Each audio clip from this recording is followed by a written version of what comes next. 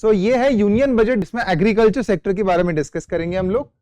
अब गवर्नमेंट के budget allocation की अगर बात करें तो इस बजट में गवर्नमेंट ने 1.52 लाख करोड़ एग्रीकल्चर सेक्टर के लिए एलोकेट किए हुए, 1.52 lakh crore, compare to previous budget जिसमें 1.40 लाख करोड़ एलोकेट किए हुए। तो ये एक अच्छा खासा जंप है पिछले साल की तुलना में। मगर अगर कुछ बात की जाए, कुछ इसमें कुछ इश्यूज की बात की जाए, तो हमें ये समझ में आता है कि गवर्नमेंट ने अभी भी किसान सम्मान निधि में कोई भी चेंजेस नहीं लाए। किसान सम्मान निधि बेसिकली क्या होता है, जिसमें गवर्नमेंट एक साल में एक जो मार्जिनल फार्मर होता है उसे 6,000 रुपए की राशि देने की प्रोविजन करती है, प्रॉमिस करती है। ये प्योरली सेंट्रली स्पॉन्सर्ड स्कीम है। CSS is a centrally sponsored scheme जो 100% सेंट्रल गवर्नमेंट से इसमें पैसा आता है। तो जो राज्य सरकार है उसका इसमें कोई भी हस्तक्षेप नहीं होता है, जिसमें गवर्नमेंट 6,000 रुपए एक साल में देने का प्रावधान करती है फार्मर्स को, जिसमें मार्जिनल फार्मर्स होते हैं। तो अब इसका एलिजिबिलिटी क्राइटेरिया क्या है कि फार्मर्स का एक कल्टीवेबल, मार्जिनल फार्मर के पास एक बेयर मिनिमम कल्टीवेबल लैंड होनी चाहिए। ये इसका एलिजिबिलिटी क्राइटेरिया, अगर ये किसान सम्मान निधि मिलानी है तो। कई दिनों से इसके बारे में बात चल रही थी कि 6,000 रुपए एक साल में एक फार्मर के लिए कोई बहुत बड़ी राशि नहीं होती। 500 रुपए अगर आप महीने का दे रहे हो तो it's not a big amount, बहुत बड़ी अमाउंट नहीं है ना। इसी के अलावा there is no discussion on minimum support price. Minimum support price पे कोई बात ही नहीं करी गई, जबकि कई सारे इसमें उठाव हुए थे, बहुत सारे फार्मर्स इकट्ठा आए थे। हमने दिल्ली में देखा कि कितने बैरिकेड्स लगे थे वगैरह वगैरह। अब इतना सब कुछ होने के बावजूद मिनिमम सपोर्ट प्राइसेस को एक लीगल स्ट्रक्चर देने का गवर्नमेंट ने कोई प्रावधान अभी तक या कोई भी इसके बारे में बातचीत नहीं करी हुई है। ठीक है, तो इसमें भले ही बजट एलोकेशन इंक्रीज किया हुआ है, बट वो बजट एलोकेशन में जो मैक्सिमम बात की गई है वो एग्रीकल्चर सेक्टर को डिजिटली इंपावर करने की दिशा में बात करी गई है। और इसी के साथ साथ सस्टेनेबल फार्मिंग की तरफ भी हम लोग बढ़ने के लिए गवर्नमेंट ने काफी कदम उठाया इसके अंदर। तो देखते हैं आगे। नेचुरल फार्मिंग इनिशिएट, गवर्नमेंट ने इस बजट में इनिशिएट किया है 1 crore farmers into natural farming over the next 2 years. अगले 2 साल में करीब करीब 1 करोड़ फार्मर्स को नेचुरल फार्मिंग की तरफ हम लोग भेजेंगे, उनको प्रवृत्त करेंगे नेचुरल फार्मिंग करने के लिए। अब कई स्टूडेंट्स ने मुझे ये सवाल पूछा कि सर ये जीरो बजट नेचुरल फार्मिंग एक कंसेप्ट थी, क्या नेचुरल फार्मिंग और zero budget natural farming similar है? हाँ, दोनों बिल्कुल सिमिलर है, कोई इसमें बहुत ज्यादा अंतर है नहीं। जीरो बजट नेचुरल फार्मिंग ये जो कंसेप्ट है ये कर्नाटका में सबसे पहले आई थी, मगर इसको जो इंप्लीमेंट किया था वो आंध्र प्रदेश की सरकार ने इंप्लीमेंट किया। तो जीरो बजट नेचुरल फार्मिंग जिसे हम लोग ZBNF भी कहते हैं, ZBNF, तो ये जो स्कीम है, ये जो पॉलिसी है, ये आंध्र सरकार ने इंप्लीमेंट करी थी उनके राज्य स्तरीय पे, जिसमें आपने देखा होगा कि इसके अलग अलग कुछ अंग है इसके, जैसे जीवामित्रा, बीज मित्रा, मल्चिंग, वाफसा, ये इसके 4 अलग अलग पहलू है। किसके? जीरो बजट नेचुरल फार्मिंग के। जीवामित्रा, बीज मित्रा, वाफसा और मल्चिंग, इसके जो डिटेल्स है वो आप देख लेना। अब यही सेम चीज हम लोग नेशन लेवल पे, नेशनल लेवल पे इंप्लीमेंट कर रहे हैं, जिसे हमने नेचुरल फार्मिंग ये नाम दिया है।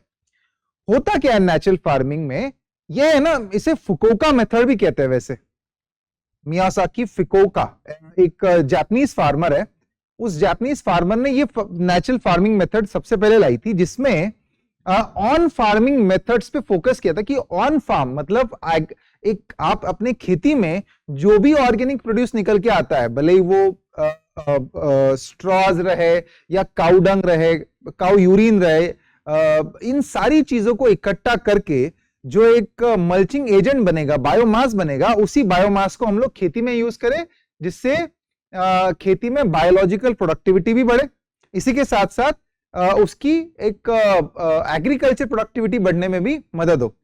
इसी के साथ साथ सस्टेनेबल फार्मिंग के लिए भी, सस्टेनेबल फार्मिंग की और भी दिशा में भी एक अच्छा बड़ा कदम है। तो गवर्नमेंट ने नेचुरल फार्मिंग को प्रमोट करने के लिए कहा है कि हम लोग अगले 2 साल में 1 करोड़ फार्मर्स को प्रमोट करेंगे नेचुरल फार्मिंग करने के लिए। इसी के साथ साथ there is a support through certification and branding. अब सिर्फ आप नेचुरल फार्मिंग करने के लिए फार्मर्स को प्रवृत्त कैसे कर सकते हो? उनकी इनकम बढ़ा के, उनको ट्रेनिंग देके। तो ट्रेनिंग देने के बाद उनको इसका सर्टिफिकेशन मिलेगा, और इसी के साथ साथ वो सर्टिफिकेशन मिलने के बाद उनके थ्रू उन्होंने जो अपने खेती में जो प्रोड्यूस किया हुआ है उस प्रोड्यूस को भी ब्रांडिंग मिलेगी कि ये नेचुरल फार्मिंग के थ्रू ब्रांड किया हुआ इस जगह का ये प्रोडक्ट है। तो उस ब्रांडिंग की वजह से उसकी जो मॉनेटरी वैल्यू होगी वो ज्यादा होगी। Implementation by scientific institutions and willing gram panchayat, मतलब ये विलिंग ग्राम पंचायत इसलिए लिखा हुआ है क्योंकि इसके अंदर ग्राम पंचायत का जो पार्टिसिपेशन है वो वॉलंटरी बेसिस पर है, but at the same time scientific institution का भी इसमें पार्टिसिपेशन होगा। Establish 10,000 need based bio input resource centres, ठीक है। तो ये नेचुरल फार्मिंग के लिए करे हुए प्रावधान है। नेचुरल फार्मिंग क्या होता है? यहां पे लिखा हुआ है natural farming is referred as Fukuoka method, a natural way of farming, और डू नथिंग फार्मिंग भी कहते हैं इसको। क्या कहते हैं? Do nothing farming is an ecological farming approach established by Japanese farmer named Masanobu Fukuoka. It's a chemical-free farming method that uses locally available resources and traditional practices. It is based on agroecology and integrates crops, trees and livestock. तो जो मैंने आपको बताया था ना कि जीव मित्रा, बीज मित्रा, अब ये जो जीव मित्रा, बीज मित्रा जो ZBNF के अंदर आंध्र गवर्नमेंट ने जो इंप्लीमेंट किया था उसमें क्या क्या था कि जैसे जीव मित्रा है उसमें क्या करते हैं कि जो बीज होता है, बीज मित्रा जो है, सॉरी बीज मित्रा जो होता है उसमें क्या करते हैं कि जो बीज होते हैं उसमें काउडंग, जैगरी, काउ यूरिन, है ना, इन सब में बीजों को मिक्स करके कई दिनों तक रखते हैं, फर्मेंट करते हैं ताकि उसमें उसकी प्रोडक्टिविटी बने उस बीज की। तो इस सब के लिए आपको ट्रीज, लाइव स्टॉक, है ना, इन सब की जरूरत तो पड़ेगी। Natural farming also uses beneficial micro organisms to improve soil quality and health, ठीक है। It is largely based on farm biomass recycling with major stress on biomass mulching, use of on farm cow dung urine formulations, maintaining soil aeration and exclusion of synthetic fertiliser. अब देखो ये वाला जो topic है ना, जो government ने इसकी नेचुरल फार्मिंग की बात करी हुई है, इसको आप कहां पे यूज कर सकते हो? अगर क्वेश्चन आया सेकेंड ग्रीन रिवॉल्यूशन पे, अभी अभी MS स्वामीनाथन को भारत रत्न पुरस्कार मिला है। MS स्वामीनाथन को भारत रत्न मिलने के बाद ये सवाल बनता है, ग्रीन रिवॉल्यूशन का फादर कौन है? MS Swaminathan. Even the father of second green revolution is also MS Swaminathan. He talked about second green revolution in the year 1988 somewhere. तो जब उन्होंने सेकेंड ग्रीन रिवोल्यूशन की बात करी थी तो उन्होंने कहा था कि it's all about sustainable farming with use of technology. Sustainable farming में उन्होंने एनवायरमेंटल प्रोटेक्शन की बात करी थी, और उसी के साथ साथ उन्होंने कहा था कि इसी के साथ साथ हमें एग्रीकल्चर प्रोडक्टिविटी इंप्रूव करने के लिए टेक्नोलॉजी का भी यूज करना पड़ेगा, क्योंकि ग्रीन रिवोल्यूशन में इतने सारे नेगेटिव इंपैक्ट्स हमने हमारी खेती में देख लिए थे because of unsustainable use of fertilisers, water, HYV seeds. हुआ ये कि खेतों में सॉइल सैलिनिटी की प्रॉब्लम, लॉस ऑफ बायोडाइवर्सिटी की प्रॉब्लम, है ना, इस वजह से उस कुछ सालों तक तो हमें प्रोडक्शन अच्छा मिलेगा, बट उसके बाद वो प्रोडक्शन लेवल जो है वो सॉइल का घट जाएगा। इसी वजह से सेकेंड ग्रीन रिवोल्यूशन की बात करी थी। तो जब भी ये सेकेंड ग्रीन रिवोल्यूशन की बात आएगी, नेचुरल फार्मिंग के बारे में जो भी लिखा हुआ है इट बिकम्स रिलेवेंट। इसी के साथ साथ ऑर्गेनिक फार्मिंग का कंसेप्ट, वैसे अगर ऑर्गेनिक फार्मिंग की अगर बात करें तो सेकेंड ग्रीन रिवोल्यूशन का ही एक एस्पेक्ट जो है वो ऑर्गेनिक फार्मिंग होता है। आप बोलोगे सर ऑर्गेनिक फार्मिंग और नेचुरल फार्मिंग में अंतर क्या है, क्या वो सेम है? सेम नहीं है। ऑर्गेनिक फार्मिंग में आप सिंथेटिक फर्टिलाइजर्स का यूज नहीं करते, you use organic fertilizers only. However, you can procure those organic inputs from outside. आप बाहर से वो inputs procure कर सकते हो। But in natural farming, whatever on-site availability is there, मतलब अपने ही खेत में आपको जो चीजें अवेलेबल है उसी का यूज करके आप खेती करना, उसे नेचुरल फार्मिंग कहते हैं। So that is the difference between organic farming and natural farming. ठीक है, natural farming is expected to reduce dependency on purchased inputs. जैसे मैंने कहा कि परचेस नहीं है, इसीलिए इसको जीरो बजट नेचुरल फार्मिंग भी नाम दिया था आंध्र प्रदेश सरकार ने। जीरो बजट इसलिए क्योंकि कोई भी एक्स्ट्रा खर्चा इसमें नहीं लगता। वैसे देखा जाए तो वो एक मिसनॉमर भी है, क्योंकि अगर आपको इतनी बड़ी खेती में you want to put cow dung, आपको स्ट्रॉज है ना, लीव्स, इन सबको इकट्ठा करना है, उनको मिक्स करना है, तो वो किसी एक दो लोगों की बस की बात तो है नहीं। So you have to bring some labour force into it, but as soon as you start bringing labour force, आपको उसके लिए पैसा तो देना पड़ेगा। तो इसी वजह से it doesn't remain zero budget any more. तो कुछ ना कुछ तो खर्चा इसमें लगता है। ये इसका एक क्रिटिसिज्म है जो आप लिख सकते हो। चलो आगे बढ़ते हैं। Mission for pulses and oil seeds. अब ये लाने की जरूरत क्यों पड़ी गवर्नमेंट को? Mission, government is focusing a lot on pulses and oil seeds. Pulses की अगर बात करें तो अभी अभी एक न्यूज आई थी कि भारत का जो पल्सेस का इंपोर्ट है, पल्सेस मतलब जो लेंटिल्स होते हैं, है ना, जैसे दाल होती है, अलग अलग तरीके की जो दाल होती है, चना दाल, अरहर की दाल वगैरह, all of them are counted under pulses. Now India is the largest producer of pulses in the world, and India is also the largest importer of pulses in the world. क्योंकि जितना पल्स हम produce करते हैं वो तो हम खा ही जाते हैं, इसी के अलावा we also procure pulses from outside. बाहर से हम लोग काफी पल्सेस को प्रोक्योर भी करते हैं अच्छे खासे अमाउंट में। अब ये हमें जरूरत क्यों पड़ती है? Because India is mostly a vegetarian country. काफी लोग इसमें वेजिटेरियन, और वेजिटेरियन अगर नहीं भी है तो दाल खाना, दाल बना के खाना, ये हमारे एक ट्रेडिशन का पार्ट है।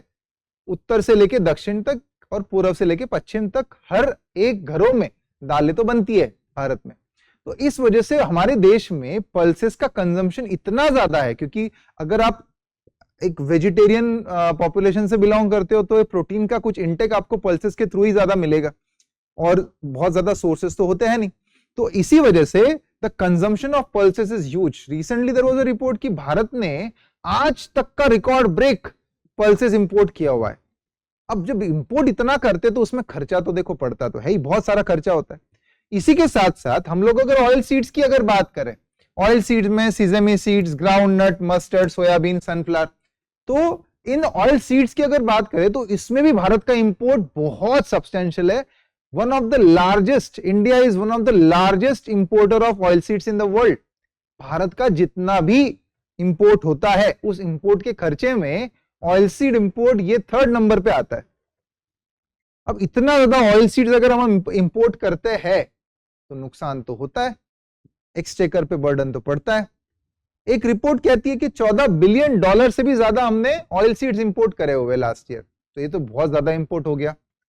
सो we have to cut down this import in order to reduce our dependency on the foreign countries. At the same time एक ऐसा भी मानना है कि जब हम लोग ऑयल सीड्स इंपोर्ट करते हैं ना, हम लोग जब ऑयल सीड्स इंपोर्ट करते हैं, basically we bring oil, vegetable oil, we import lot of vegetable oil also from outside.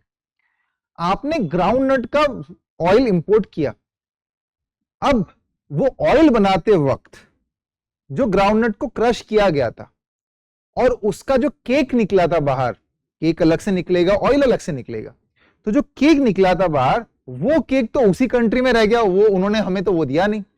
और जो ऑयल आया उस ऑयल पे एक एक्स्ट्रा एड ऑन प्राइस लगा के हमें बेच दिया। तो हमने ऑयल जो है वो महंगा खरीदा, और उसी के साथ साथ जो उसका केक था जो हम लोग हमारे कैटल्स के लिए यूज कर सकते हैं, क्योंकि कैटल्स के लिए वो बहुत ही न्यूट्रिशियस होता है, तो वो जो केक था वो हमने यूज हमारी कंट्री तक तो पहुंचा ही नहीं। तो ये ऐसा हो गया कि हमने पैसे तो ज्यादा दिए, but then we got only oil, not the oil cake as such.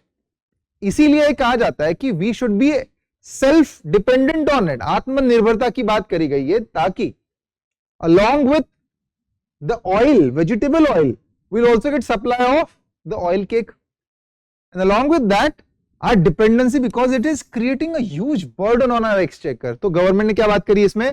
strengthen production, storage, marketing of pulses and oil seeds। Bharat में जो पल्सेस और ऑयल सीड्स को लेके एक बहुत बड़ा इशू आता है वो है हमारा लैंड फ्रैगमेंटेशन, ये सबसे बड़ा इशू है, और उसी के साथ साथ storage facilities available for this for oil seeds, it's also lacking. अब जो नॉर्मल व्हीट राइस इसके लिए जो स्टोरेज हाउसेस होते हैं, दो storage store houses are different compared to the storage houses which are required for the oil seeds and pulses. Oil seeds खास करके easily perish होते हैं because उनमें oil moisture का content ज्यादा होता है, तो इसी वजह से उनको cold storage में रखना बहुत ज्यादा important हो जाता है. तो we need significant cold storage facilities for this, isn't it? So that's also one thing. Strategy for achieving self-sufficiency, आत्मनिर्भरता in oil seeds such as mustard, groundnut, sesame seeds. Sesame मतलब तिल, soybean and sunflower. Digital infrastructure, मैंने जैसे बताया आपको कि second green revolution doesn't just talk about the environmental sustainability, it also talks about digital infrastructure penetration. मतलब technology की बात करी गई है. अब टेक्नोलॉजी के लिए क्या बताया गवर्नमेंट ने? To release 109 new high yielding climate resilient varieties of 32 field and horticulture crops. Research to raise productivity and develop climate resilient varieties. Nano DAP, diammonium phosphate on crops will be used. Focus on dairy farming. Ab nano DAP is a technology with the help of which controlled way of ammonium phosphate is being provided to the field so that weeds won't develop and all. तो इसी के साथ साथ 109 new high yielding varieties जो climate resilient होगी, जो climate change हो रहा है उसको रेजिलिएंट होगी, है ना. जैसे राइस है तो फ्लडिंग होने के बाद भी वो राइस पेरिश ना हो, है ना. इस तरीके से अगर ड्राई कंडीशंस डेवलप हो रही है तो still wheat crop should survive. So such 109 varieties are being are getting released in partnership with the states. Government would also facilitate the implementation of digital public infrastructure. Basically, it's a kind of diary, you can say. It's a database which is maintained for various things. जैसे किस farmer के पास कितनी जमीन है उसका database, कितने farmer कौन सा क्रॉप, जैसे व्हीट कितने फार्मर्स उगा रहे हैं तो वो उसका एक database. How many farmers are growing horticulture only, so that's अलग different database altogether. तो ऐसे अलग अलग डेटाबेस डिजिटल पब्लिक इंफ्रास्ट्रक्चर में क्रिएट किए जाते हैं. तो partnership with states, government would also facilitate the implementation of digital public infrastructure DPI in agriculture to cover farmers and their land record in 3 years. A digital crop survey for kharif crop using DPI will be taken up in 400 districts in India, and details of 6 crore farmers and their land will be brought into the farmers and land registers. 6 crore farmers की land, उनका नाम, वो सब कुछ लाया जाएगा. इसके पीछे कारण ये है कि अगर आपके पास उसका डेटाबेस मेंटेन्ड है, अगर आपको पता है कि these are the farmers who have this much amount of land and these are the crops which they are growing and all, तो you can provide them, you can help them in a more efficient manner. आपको पता होगा कि उनको किस वक्त आपकी जरूरत है, आपको पता तो चले ना उनके पास कौन सी जमीन है, किस जगह पे जमीन है, खरीफ क्रॉप उगा रहे हैं वो या रबी क्रॉप उगा रहे हैं, दैट वे. तो इसीलिए this is a very significant step towards helping out farmers. Issuing of जन समर्थ बेस्ड किसान credit card will be established in 5 states. इसी के साथ साथ government has also announced something for shrimp production and export. Provide financial support for setting up nucleus breeding centres for shrimp brood stocks. ये brood stocks क्या होता है ना, इसमें कुछ मैच्योर वैरायटीज ऑफ श्रिम्प होता है जो रिप्रोड्यूस कर सकते हैं, तो उसका एक स्टॉक बना के रखो so that will be able to reproduce shrimp as much as possible. Bharat जो है, India is one of the largest producer of shrimp in the world. Andhra Pradesh सबसे ज्यादा श्रिम्प प्रोड्यूस करता है भारत में, और उसमें भी नेल्लोर डिस्ट्रिक्ट जो है, it is called as shrimp capital of India. Government would facilitate financing for shrimp farming, processing and export through NABARD. ठीक है. National cooperation policy is also there. Government would introduce a national cooperation policy for systematic and all round development of cooperative sector. इसके बारे में बहुत ज्यादा detail में अभी तक बात नहीं करी गई है कि किस तरीके से उसको किया जाएगा, but this is their aim to fast track rural economic growth and generate large scale employment opportunities Now these employment opportunities will be in rural, on farm and off farm activities, both of them that ways. So these are the things which Government of India has planned and suggested in this year's budget. Thank you.